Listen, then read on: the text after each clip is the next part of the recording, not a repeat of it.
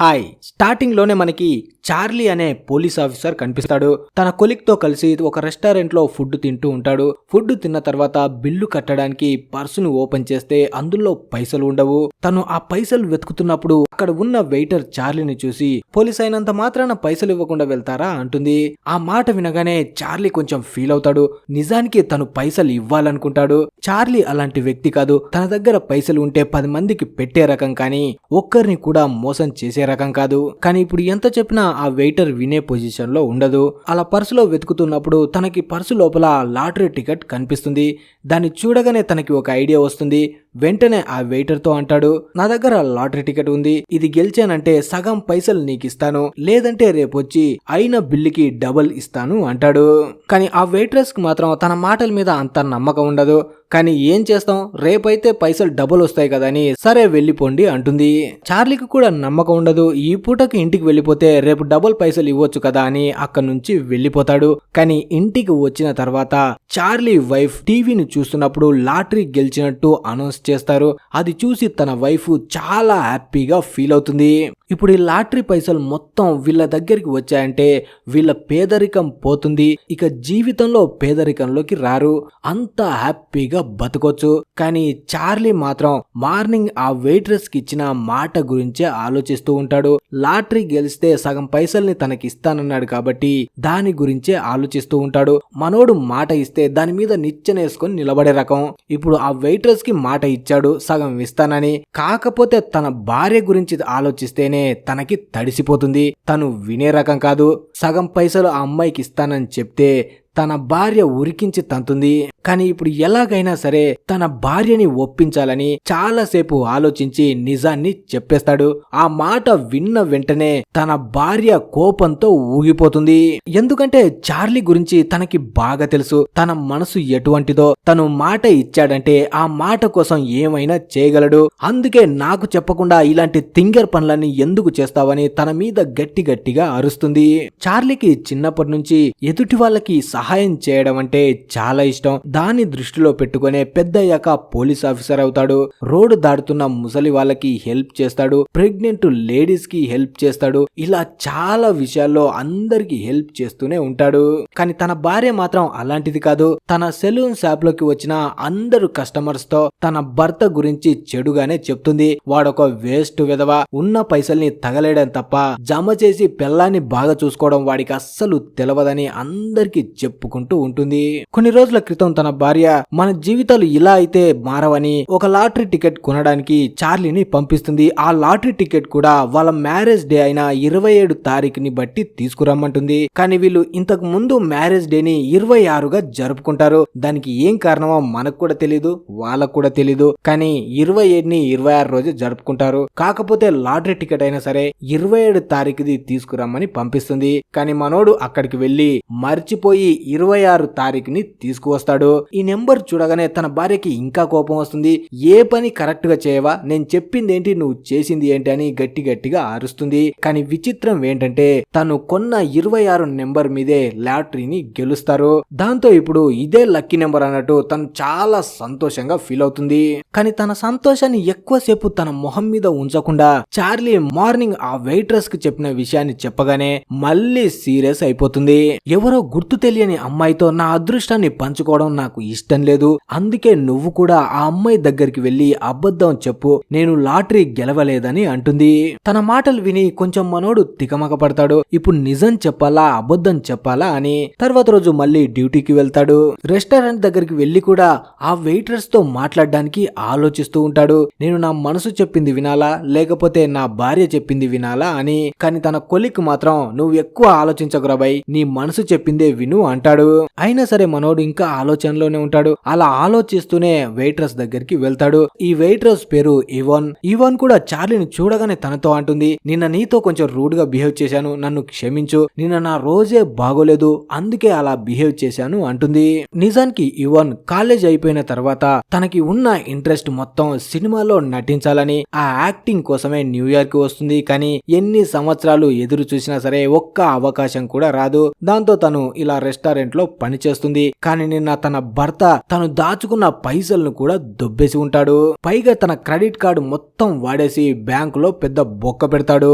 దాంతో పాప వాడితో విసిగిపోతుంది. ఇక వాడి నుంచి తప్పించుకుందామని కోర్టుకు డైవర్స్ తీసుకోవడానికి వెళ్తే అక్కడ కట్టడానికి కూడా తన దగ్గర పైసలు ఉండవు. కోర్టు నుంచి బయటకు వస్తే వర్షం స్టార్ట్ అయింది. వర్షంలో వస్తుంటే గొడుగు పోయింది. ఇంటికి చాలా కష్టం మీద వచ్చి మిగిలిపోయిన శాండ్విచ్ ని తిని పడుకున్నాను. మార్నింగ్ మళ్ళీ రెస్టారెంట్ కు వస్తే టైం లేట్ అయిందని నా బాస్ గాడు 2 గంటల శాలరీని కట్ చేశాడు. ఇలా చాలా దరిద్రంలో ఉన్నప్పుడు నువ్వు వచ్చి పైసలు లేవంటే నాకు కోపం వచ్చింది, నీ మీద అరిసేశాను, నన్ను క్షమించు అంటుంది.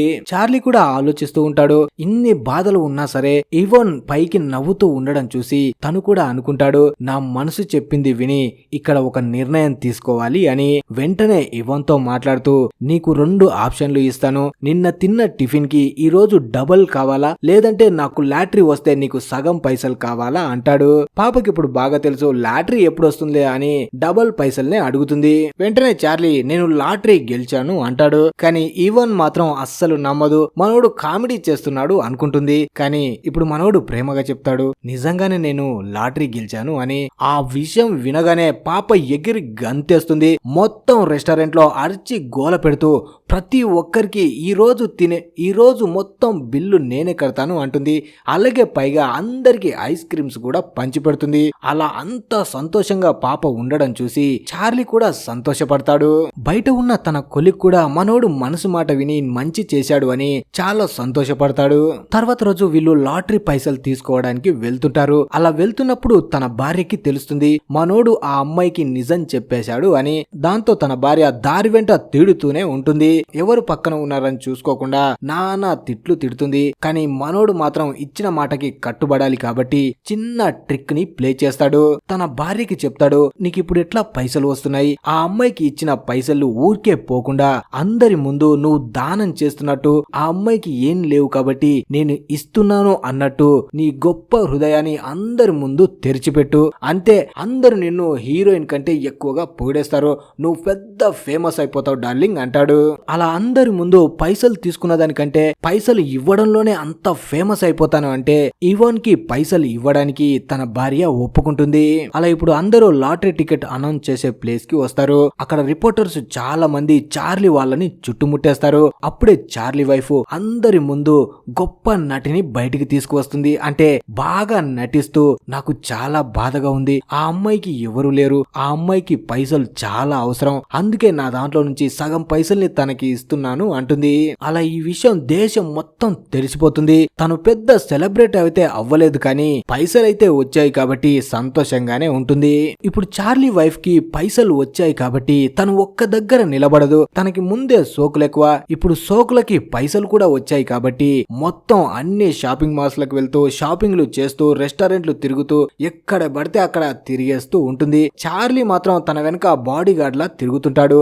ఇక్కడ ఇవాన్ మాత్రం తనకి మొత్తం ఆపోజిట్ లో ఉంటుంది. తనకి పైసలు రాగానే తన పాత మొగుడు చేసిన మొత్తం అప్పుల్ని తీర్చేస్తుంది. అలాగే ఇంతకు ముందు తను పని చేసిన రెస్టారెంట్ ని కొనేసి అక్కడే అందరితో కలిసి పని చేయడం స్టార్ట్ చేస్తుంది. అంటే ఓనరు తనే, వర్కరు తనే. అలా అందరిని చాలా సంతోషంగా చూసుకుంటుంది. అలాగే ఒక టేబుల్ ని కూడా చార్లీ పేరు మీద ఏర్పాటు చేస్తుంది.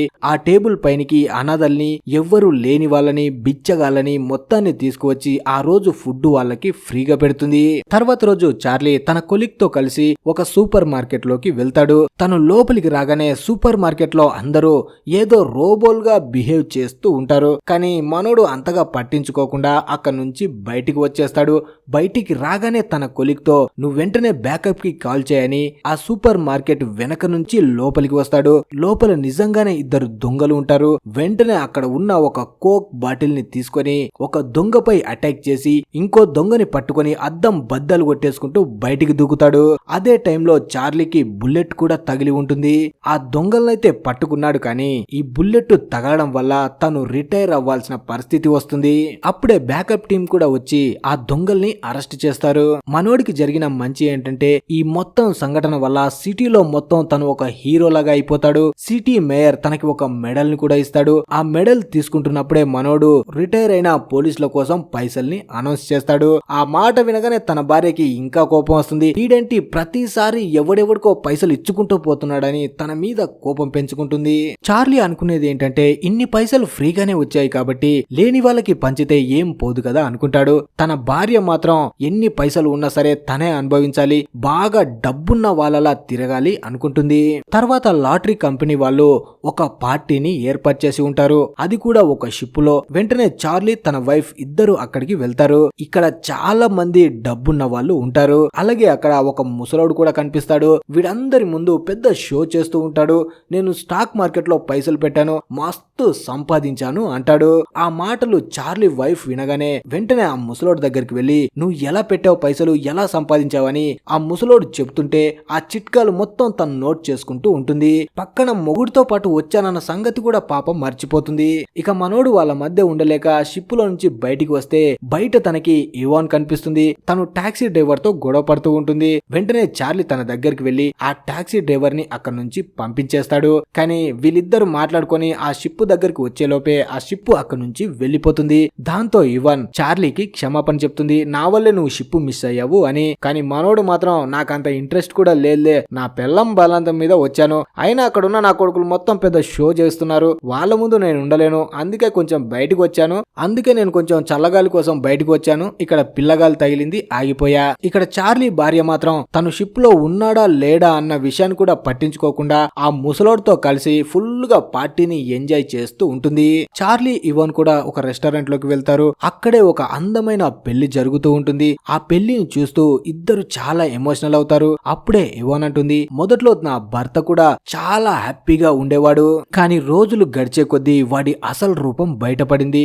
వాడు అబద్ధాలు చెప్తాడు, దొంగతనాలు చేస్తాడు, నీచుడు నికృష్టుడు అని తిడుతుంది. తన మాటలు విని చార్లీ కూడా తన గురించి చెప్తాడు. నేను నా భార్య ఇద్దరం స్కూల్ నుంచే దోస్తులం, పెద్దవగానే ఇద్దరం క్లోజ్ కాబట్టి వెంటనే పెళ్లి చేసుకున్నాం. కాకపోతే పెళ్ళైన కొన్ని రోజులకే నాకు అర్థమైంది, ఏదో ఉడుకు రక్తం కాబట్టి పెళ్లి చేసుకున్నాను, కానీ తన మనసు నా మనసు ఎప్పుడూ కలవలేదు. ఇక నా భార్యని నేను వదిలేయడం ఇష్టం లేక తను ఏం చెప్పినా సరే అది చేసుకుంటూ తన వెనకే తిరుగుతున్నాను అంటాడు. అలా ఇద్దరు అక్కడే డిన్నర్ చేసి చిన్నగా డాన్స్ చేయడం స్టార్ట్ చేస్తారు. ఆ డాన్స్ చేస్తూనే ఇద్దరు ఒకటవుతారు. ఇద్దరి మనసుల్లో ఇప్పుడు బాధ ఉంది. భర్త వల్ల ఇవాన్ బాధపడుతుంది, భార్య వల్ల చార్లీ బాధపడుతున్నాడు. కాబట్టి ఇద్దరు తొందరగా కలిసిపోతారు. ఇక్కడ చార్లీ భార్యకి మాత్రం తన భర్త షిప్ లో లేడన్న విషయం కూడా తెలిసి ఉండదు. అప్పుడే చార్లీ అక్కడికి వస్తాడు. పార్టీ అయిపోయిన తర్వాత అందరూ అక్కడి నుంచి వెళ్తూ ఉంటే చార్లీ భార్య చూపు మాత్రం ఆ ముసలోడి పైనే ఉంటుంది. మనోడు కూడా చాలా రొమాంటిక్ అనుకుంటా. వెంటనే తనకి కన్ను కొడతాడు. ఇక తర్వాత రోజు నుంచి చార్లీ ఇవాన్ చాలా దగ్గర అవుతారు. ఇద్దరి మనసులు ఒకేలా ఉంటాయి కాబట్టి చాలా తొందరగా కలిసిపోతారు.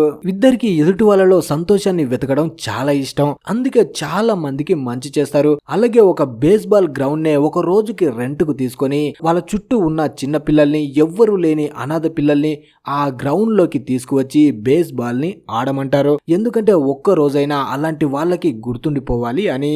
తర్వాత ఈవినింగ్ ఆ పిల్లల్ని మొత్తం చార్లీ ఇంటి దగ్గర వదిలిపెట్టడానికి వెళ్తాడు. అదే టైంలో తన భార్య పైనుంచి మొత్తం తన బట్టల్ని కిందకి విసిరేస్తూ ఉంటుంది. తనకి ఏమీ అర్థం కాదు, దీనికేంటి పిచ్చి పట్టిందా అనుకుంటాడు. కానీ అప్పుడే పేపర్ లో చూస్తే తనది ఇవంది ఫోటో పడి ఉంటుంది. ఆ ఫోటోను చూసి పాప రగిలిపోతుంది. దాంతో నీకేదైనా అక్రమ సంబంధం ఉందా, దాని వెంట నువ్వెందుకు తిరుగుతున్నావని మనోడిని నిలదీస్తుంది.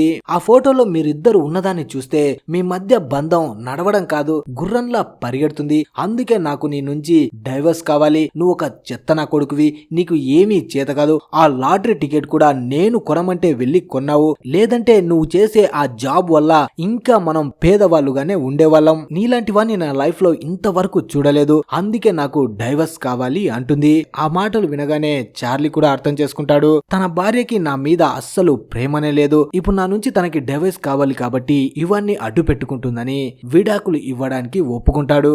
ఇక్కడ ఇవాన్ దగ్గరికి కూడా తన మాజీ భర్త మళ్ళీ వస్తాడు. ఇప్పుడు తనకి తెలిసి ఉంటుంది పాపకి లాటరీ పైసలు వచ్చాయి అని. అందుకే నాకు $5 లక్షల ఇస్తేనే ఈ ఇంటి నుంచి బయటికి వెళ్తాను, లేదంటే నిన్ను వదిలి అస్సలు అస్సలు వెళ్ళను, నేను కూడా నీతో పాటు ఇక్కడే ఉంటాను అంటాడు. ఇంతకు ముందు పాప దగ్గర పైసలు లేవు కాబట్టి వాడికి డైవర్స్ కూడా ఇవ్వలేదు. అది ఆసరాగా చేసుకుని ఇప్పుడు వాడు టార్చర్ పెడుతూ ఉంటాడు. ఇక వాడు వదిలేలా లేడు అని పాపనే తన సామాన్ ప్యాక్ చేసుకుని అక్కడి నుంచి బయలుదేరుతుంది. అక్కడి నుంచి హోటల్ రూమ్ లో ఉండడానికి వస్తుంది.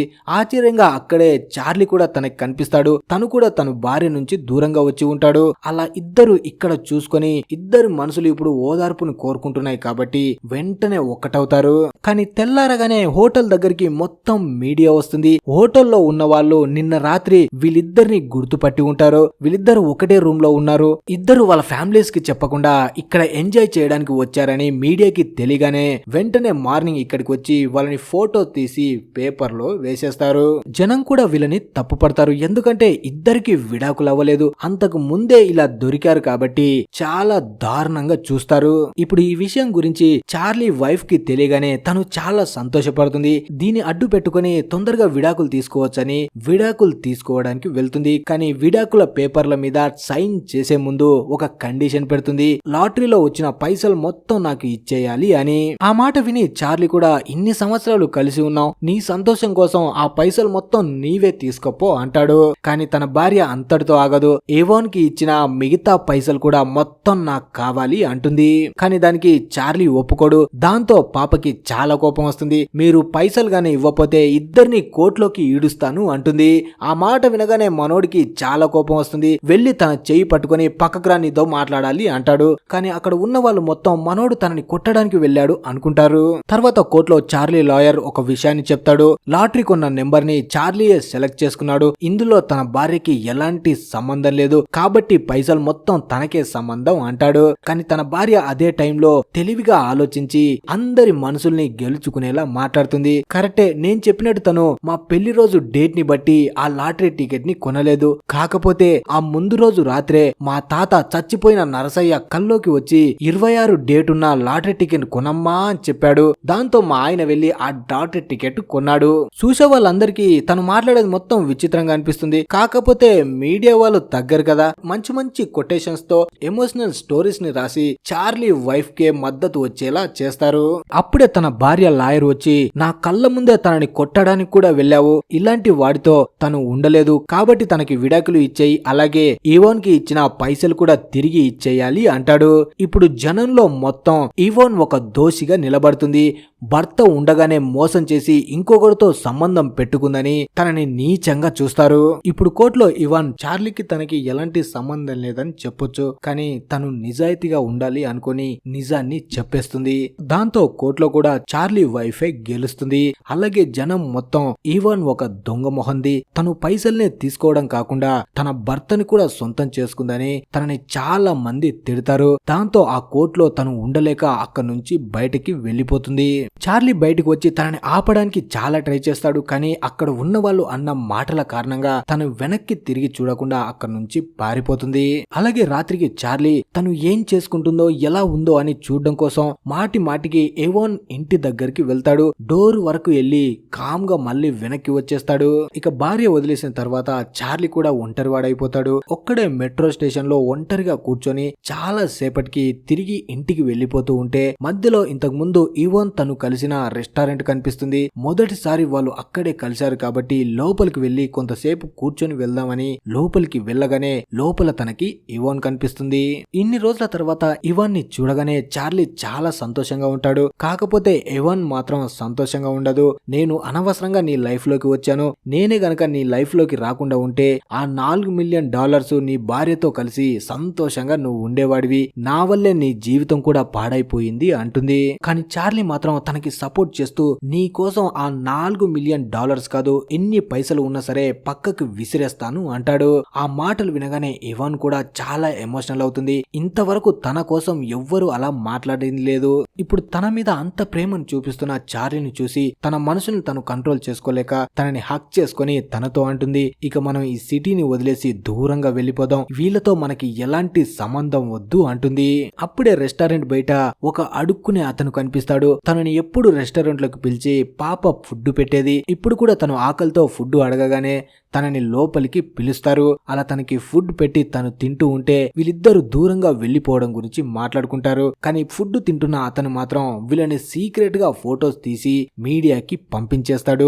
నిజానికి అడుక్కు తింటున్న వ్యక్తి ఎవరో కాదు, తను ఒక రిపోర్టర్ అయి ఉంటాడు. ఇలా తను మారు వేషాలు వేసుకుని తిరుగుతూ ఎవరు మంచివాళ్ళు ఎవరు చెడ్డవాళ్ళు అని వాళ్ళని కనిపెట్టి పేపర్లో ఆర్టికల్స్ రాస్తూ ఉంటాడు. ఇప్పుడు వీళ్ళ గురించి తెలిసింది కాబట్టి అందరికి నిజం తెలియాలని మొత్తం ఆర్టికల్ ని రాస్తాడు.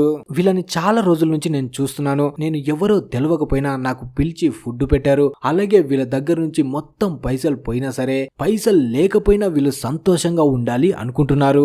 ఆల్రెడీ కోర్టు ఒక నిర్ణయం తీసుకుంది కాబట్టి దాన్ని ఎవరు మార్చలేరు. కానీ ఇప్పుడు ప్రజల మనసులు మాత్రం ఈ రిపోర్టర్ మార్చేస్తాడు. ఇప్పుడు అందరూ వీళ్ళ గురించి మంచిగా మాట్లాడుకోవడం స్టార్ట్ చేస్తారు, వీళ్ళది నిజమైన ప్రేమ అని. కానీ ఈ విషయం గురించి చార్లీ వాళ్ళకి ఏమీ తెలీదు. ఇక ఈ సిటీని వదిలేసి వెళ్లిపోవడానికి ముందు లాస్ట్ సారిగా వాళ్ళు మొదటిసారి కలిసిన ఆ రెస్టారెంట్ లోపలికి వస్తారు. లోపలికి రాగానే అక్కడ చాలా లెటర్స్ వీళ్ళకి కనిపిస్తాయి. రిపోర్టర్ న్యూస్ లో రాసి ఉంటాడు, వీళ్ళ దగ్గర ఇప్పుడు పైసలు లేవు, మనమే కొంత ఏదైనా సహాయం చేస్తే వాళ్ళు ఇదే సిటీలో సంతోషంగా జీవితాన్ని గడుపుతారు, లేదంటే ఈ సిటీని వదిలేసి వెళ్లిపోతారు, మన కారణంగా ఒక నిజమైన ప్రేమ జంట ఇక్కడ నుంచి వెళ్లిపోవాలని రాసి ఉంటాడు. అది చూసి జనం మనసులు కరిగి పైసల్ని పంపిస్తారు. అలా తర్వాత 3 రోజుల వరకు లెటర్స్ వస్తూనే ఉంటాయి. బస్తాల బస్తాల లెటర్స్ తో పైసలు నిండిపోతాయి. వచ్చిన పైసలు మొత్తాన్ని కౌంట్ చేస్తే $6 లక్షల అయి ఉంటాయి. వాటిని చూసి చార్లీ వాళ్ళు చాలా సంతోషపడతారు. ఈ పైసలతో ఇవాన్ తన రెస్టారెంట్ ని మళ్ళీ కొనుక్కుంటుంది. అలాగే చార్లీ మళ్ళీ జాబ్ లోకి వస్తాడు. తర్వాత చార్లీ మాజీ భార్య కనిపిస్తుంది. తను ఇప్పుడు ఆ ముసలోడితో హ్యాపీగా జీవితాన్ని గడపాలనుకుని అతన్ని పెళ్లి చేసుకుంటుంది. కానీ ఆ ముసలోడు పెద్ద దొంగన కొడుకై ఉంటాడు. తన పైసలు మొత్తం దొంగిలించి అక్కడ నుంచి పారిపోతాడు. ఇక మళ్ళీ తను సెలూన్ లోకి వచ్చేస్తుంది. ఇక సిటీలో అందరూ చూస్తుండగా సిటీ మధ్యలో చార్లీ ఇవాన్ ఇద్దరు పెళ్లి చేసుకుంటారు. అలా ఈ మూవీ ముగుస్తుంది. మరి ఈ మూవీ మీకు ఎలా అనిపించింది అనేది కింద కామెంట్ చేసి చెప్పండి. అలాగే వీడియో నచ్చితే లైక్ షేర్ సబ్స్క్రైబ్ తప్పకుండా చేయండి. Thanks for watching.